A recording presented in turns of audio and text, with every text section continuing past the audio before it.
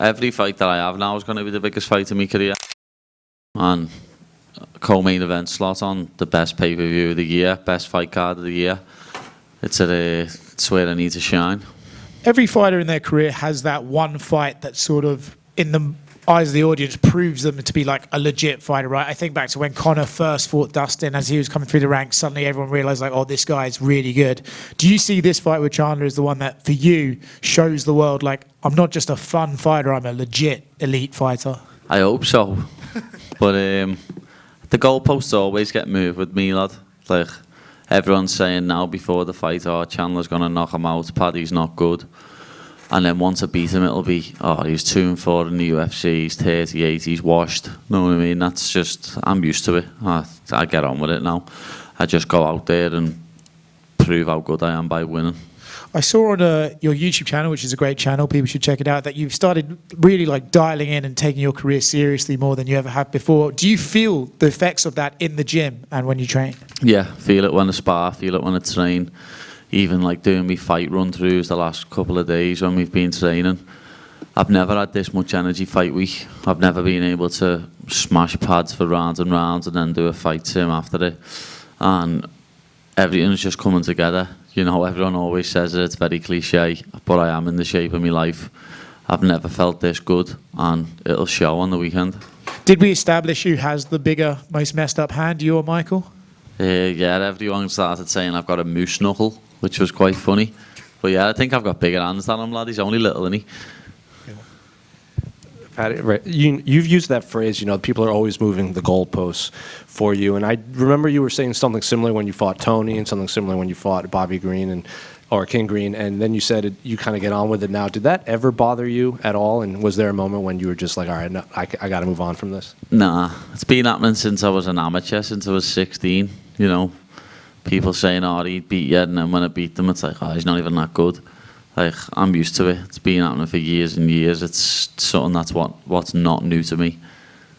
We've heard your name even when you were, you know, in the Cage Warriors days. We had been hearing of Paddy, and then obviously famously, you decided not to sign that first UFC contract to bet on yourself.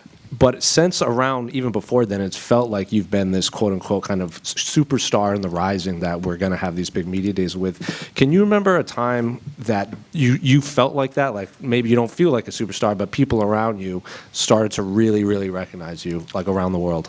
No, yeah, even when I was fighting on Cage Warriors, and I won the belt there, and that blew up a bit. And even when I'd go on holidays and I'd go to Thailand and Spain and stuff like that, I'd still get asked for pictures before I was even in the UFC. But then obviously when you get to the UFC, it's the Premier League of MMA, one fight and everywhere I go, like it's just picture non-stop. But I don't mind it, know what I mean? People, as long as people use the manners, people say please. I always say to people, what's the magic word? So yeah, I don't mind getting pictures with people, it's all good, as long as I'm not with the babies. When Conor and Sean O'Malley were on the rise, they used like this phrase, like they always knew this would happen. They couldn't really describe the feeling, but they always knew they would be this superstar even before they were pros. Did you have that feeling at all, or did you just kind of ride the wave? No, I always said that. I always said where I met it, I always knew that this was coming. I always knew that this was in my future. That's why it hasn't fazed me at all. I just took it in my stride because I said from day one that this is what's going to happen. I'm going to be one of the biggest superstars in this sport, and I'm going to be a world champion one day. And then this year, dating from the January pay-per-view even through your fight, we're seeing a lot of these young lightweight prospects, you know, like Rufi, Ignacio, Bohamondes, like Tom Nolan and everyone, and they've all said the same thing, like the top 10, 15 of lightweight are probably closer to retirement than their primes outside of Arman. And a few of them said, like, well, Paddy's kind of leading this charge of young lightweights coming up the division. Do you feel that? And do you kind of look like they might not be ranked, but do you see these guys as like, I'll probably have to fight this guy in like 3-4 years, maybe for a title? Yeah, you never know.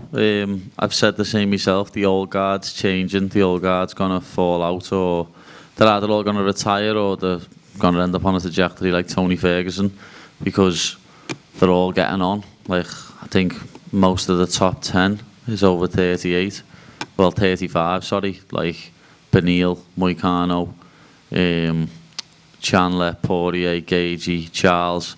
I don't know how old Gamrot is. I I think Dan Hooker might be over 35 as well now. So the top 10 at lightweight in the next 3 years is going to be completely different, apart from me and Armin. And then just last one for me. I think it was either you or your coach used the phrase, Charles showed the formula against Michael Chandler. So I guess what in that fight, without giving away your game plan, obviously, did you see from Charles and you're like, all right, this is the path to victory? A lot of stuff, you know what I mean? I couldn't even name one. He kept him on the end of his shots. He showed how easy Michael Chandler is to take down. A lot of people thought Chandler was a high-level wrestler, but he might be a high-level, like, Division 1 wrestler, where it's just straight wrestling, but MMA wrestling, I'm better at it. I'm a better grappler, I'm a better striker. He's just probably got more power in his hands, but we'll prove that on Saturday night, won't we? We'll see who's got more power, because I think there's more chance of me knocking him out than him knocking me out. Paddy, right here. You mentioned all those names that are kind of on their way out of the division a little bit. Is that why you're trying to get these fights in as many as possible now? Because once they're gone, like you look at the great fighters in the sport, they have these names of the former champions and stuff on their resumes, and it's important to try to get as many of those as possible before they move on for your legacy. Yeah, of course. It'd be nice to get all the future Hall of Famers, because like Gagey, Poirier, definitely Charles. Like, if I could pick one of them to fight, it would be Charles Oliveira. He's got the most submissions in UFC history. Former champion, defended the belt twice. Well, missed weight one, but I'd still call that a defence. And I think me and him stylistically would be a brilliant fight. But as I say, I think Dustin's only having one more than retiring. But Gagey's another fight that I'd love to have. These are all names etched in the history of the lightweight division. They're all names that everyone knows and everyone recognises. So beating people like that, just be boss. Yeah, I saw Dustin Poirier is going to be a desk analyst for this event. Does that excite you that you're maybe going to have to make him say some really nice things about you with your Yeah, I don't think he likes me very much, to be honest. But I know he dislikes Michael Chandler a lot more than me. So, yeah, it'll be quite fun to have a little chat with him after I've won. Paddy. Paddy right here, sorry. Molly retired recently. Obviously, the two of you are very close. You've had some big nights together, the Paddy and Molly show, that 22 event when the UFC came back to London for the first time since COVID. Was it hard seeing her hang them up, and was there part of you that was kind of wishing, hey, maybe we could do this one more time together? Yeah, of course. You know what I mean? I didn't want her to retire. I had a little inkling that she might do it, but I didn't think she'd just do it like that. The change of opponents really fucked her. You know what I mean? She was training to fight a striker and ended up getting a very high-level grappler on a week's notice. So it really messed everything up. But as I say, I had a little inkling she'd do it. I think she had it in the back of her mind that if she lost, she was going to retire. And, she's got other things going on in her life. I think she's always said she wants to have a child. She's got her own businesses. So she's got other things going on outside of fighting. Obviously, I'd love to have that one last rodeo, but it's one of them. We also have a life outside of fighting. Fair enough. And, now you and Chandler, you both actually came into the UFC in 2021, obviously very different paths to get here. But when you look back to your Cage Warrior days and turning down that first contract and even taking a pay cut to be here on your first contract, is this what you envisioned back then? Has it exceeded your expectations? No, yeah, this is exactly how I envisioned it. It's been a little bit slower because I got that injury and was out for a whole year, and then obviously my wife had twins, so we had a couple of months off after the last fight. So it's been a little bit slower, the trajectory, but everything's going smoothly, everything's going to plan. My trajectory, the roadmap I'm taking, is going perfect.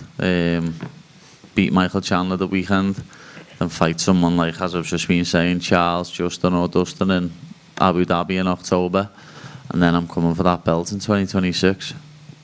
Thank you. Paddy, on a Full Send podcast, you had some words for Arman Tsarukyan. What prompted you to say that, and did you hear his response? Yeah, to see his response, it tickled me, made me laugh. It's just being honest, you know what I mean? I'm just brutally honest, I can't lie. If someone ever get asked about someone, I'm going to be honest. I seen him say in an interview the other week that I don't watch anybody not in the top 5. I won't watch Chandler and Pimblett. Well, what are you tweeting me for then? You know what I mean? If you weren't concerned about people who aren't in the top 5, you wouldn't be tweeting me when I've said something about you. Like, people who say stuff about me what are beneath me, I don't mention it. I just leave them to it. But you know, I must be in his head. It's not my fault he shit his pants. And with the win here, do you plan to call him out? Anyone in the top 5, lad, I don't care. Like, it doesn't have to be a certain person. Like, it can be Armin, it can be Charles, it can be Justin, it can be Dustin. I just want to fight whoever's going to get me to that title. Like, I haven't got no personal vendettas against anyone, apart from Ilya. So, it's one of them. I'll fight anyone that they put in front of me. I'll never turn down a fight. Hey, Paddy, right here. I'm from Brazil, and I was talking to Patricio Pitbull a couple of days ago, and he told me like you messaged him and he gave you some advice on Chandler without saying what it was. Is that something you plan on using on a fight? Yeah, definitely. I messaged him when we was at the press conference a couple of weeks ago. I was going to try and get some training in with him, to be honest, because he's a little bit of a similar style to Chandler, you know what I mean? He's short, stocky, throws big shots. And I could have played Yair for him, you know what I mean? I'm taller, rangy, throw a lot of kicks. But we just didn't find the time to get in with each other and do it. But at the media day, the press conference, we were in the back and we was talking to him and his coach and his brother, and he gave me a little few pointers, showed me a little few things. I think we might have a little bit of it on video. So after the fight, if that comes off, Pitbull will be getting a big shout out, and we'll share the video of what he was showing me. That's pretty cool, thank you. Paddy, 3 years ago you started the Paddy Foundation, which is geared towards helping men's mental health awareness and helps feed kids in needs. I wanted to ask, how's the foundation going, and do you have any cool projects coming up? It's going great, you know what I mean? We're still raising funds constantly. One of the best things that we've done so far is a charity what does counselling in the UK called James's Place. It's a place that I actually went to myself when I was depressed and struggling with my mental health. I had sessions there, and we donated enough money for them to employ another counsellor, another member of staff for, I don't know if it was a year or 2 years. Like, we used the funds out the Paddy Foundation to do that, so more men can actually go and speak to someone and get mental health advice, and you know, hopefully not do nothing drastic and not take their own life or try and harm themselves. Paddy, real quick. Some people have accused Michael Chandler, fans and past opponents, of maybe being a dirty fighter, of cheating, fish hooking, shots to the back of the head. Wondering, do you agree with that? Do you see him as a dirty fighter? And if so, I guess, how do you prepare for that? And do you have to have a conversation with the referee in the back to be like, hey, just be extra careful?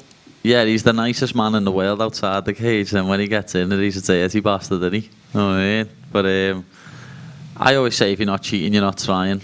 So I understand what he's trying to do. He wants to win, and that's the main thing when it comes to this game. But yeah, I probably will mention to the ref in the back, like, if he's going to grab me gloves and when I say, if he tries to poke me in the eye and stuff like that. Because that one against Charles, lad, when he punched him in the back of the head about 9 times or something, and the ref, I hope that's not my referee, put it that way. I hope I've got a good ref, like Goddard or Herzog.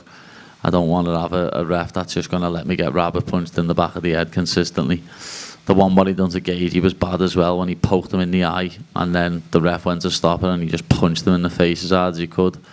As I say, Chandler's a real nice fella outside the octagon. I've bumped into him yesterday and had a chat with him, but in there he's a very, very dirty man. Thank you. Good luck. Any more now?